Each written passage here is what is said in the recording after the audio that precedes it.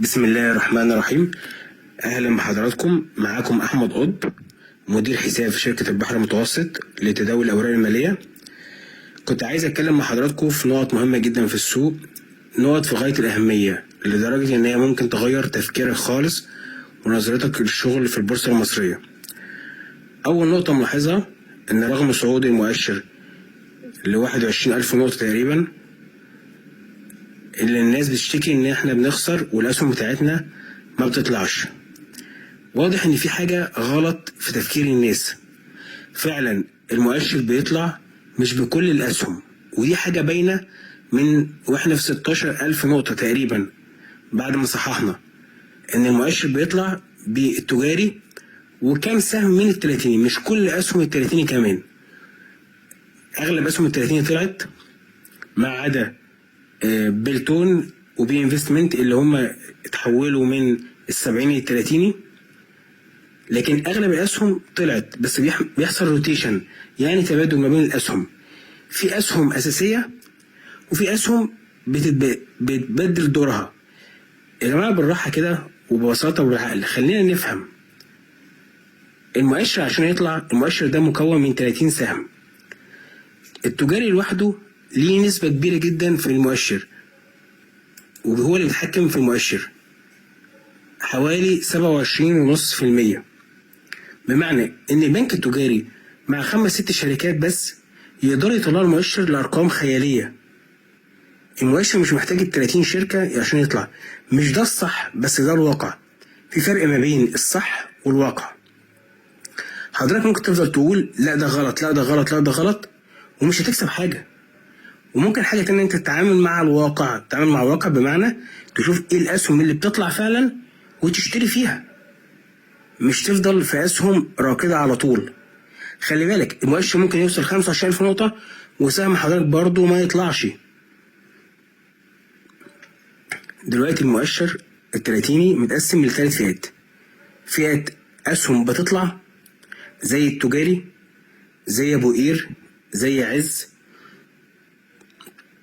ومكملة وموبكو، ودي اسهم مكملة طلوع وصعود خلاص، وساندة التجاري وشركات الدخان. وفي اسهم السيولة بتدخل فيها وتخرج زي مثلا كريدي اجريكول، اديتا، مصرف الوظائف الاسلامي. السيولة بتخش شوية وتخرج، بتخش شوية وتخرج. وفي اسهم للأسف ما طلعتش مع المؤشر زي بي انفستمنت وفوري، اللي مصر كلها يعني كلها تقريبا شارية في السهمين دول. طيب هنفضل ندب حظنا ولا نتحرك مع السوق؟ الافضل ان احنا نتحرك مع السوق عشان نكسب. يا اما لو انت حضرتك مش عايز تتحرك مع السوق، بلاش اساسا تعرض نفسك للخسارة وتخرج من البورصة. ما حاجة من الاتنين، يا حضرتك تتحرك مع التيار، يا اما تفضل على الجروبات تقول لا وغلط وسهم ما طلعش والبورصة غلط. ايوه قلنا احنا هنتعامل مع ارض الواقع. اسواق المال ما بتعترفش بالمبادئ، بتعترف بان حضرتك تاخد الفرصة تيكت اور ليفت. على عكس المؤشر السبعيني. المؤشر السبعيني 70 سهم بيكون المؤشر، بمعنى ان المؤشر السبعيني عشان يطلع لازم اغلب الاسهم تطلع، وعشان ينزل لازم اغلب الاسهم تنزل.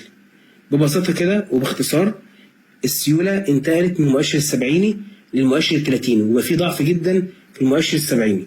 والمؤشر السبعيني اللي بيشتغل فيه اسهم برضو مختارة، يعني مش كل الاسهم. هتلاقي فجأة السيولة دخلت في سهم عملت جمة كبيرة ورقم، وبعدين خرجت من السهم ده دخلت في سهم تاني عملت جمة كبيرة ورقم، وبعدين خرجت من السهم ده دخلت في سهم تاني، وهكذا. برضو قدام حضرتك حاجة اختيار ان انت تراقب المؤشر السبعيني وتشوف السهم اللي اشتغل في السيولة جامد وتخش فيه، ده اختيار تاني. لكن النقطة الرئيسية ان انت عايز تستثمر او عايز تحط فلوسك في حاجة، بلاش تفضل واقف في القطر اللي على الرصيف وتقول هيتحرك امتى. ما هو كان عايز يتحرك يا فندم، ما هو كان يتحرك من 16,000. لا ده هيتحرك، لا هيتحرك. طب وبعدين لما يبقى يتحرك ابقى ادخل فيه تاني. هو انت فاكر هيعمل كل يوم 20%؟ يعني فوري لما يتحرك هل هتعمل كل يوم 20% اب اب اب؟ صعب. كل حاجة ممكنة في البورصة بس صعب. خلينا نقول ايه، ان احنا دلوقتي نتعامل مع ارض الواقع باختصار، وعشان ما اعيدش عليكم تاني الكلام. اولا احنا لو عدينا 21,000 نقطة احنا كده بدأنا ترند جديد، بمعنى ان حضرتك تنسى الاسعار القديمة خالص اللي الناس بتقول عليها دي نقطة تانية غالية. يعني يقول لك ايه، ابو قير تضاعف كم مرة، سيدي كرير وصل مش عارف ايه، حديد عز كان ب 8 جنيه وبقى ب 55 جنيه، الاسهم دي كلها في القمة. لا يا فندم، الاسهم دي عدت قمتها التاريخية. معنى ان احنا عندنا قمتنا التاريخية وان المؤشر الرئيسي لسه شغال، معنى كده ان احنا بدأنا ترند جديد واسعار جديدة. والدليل اتفرج على حضرتك على اوراسكوم كونستراكشن واتفرج على موبكو. الارقام دي شايف ارقام جديدة، برضو ارقام جديدة هنشوفها في على سبيل المثال، ودي لا مش دعوة للشراء ولا البيع.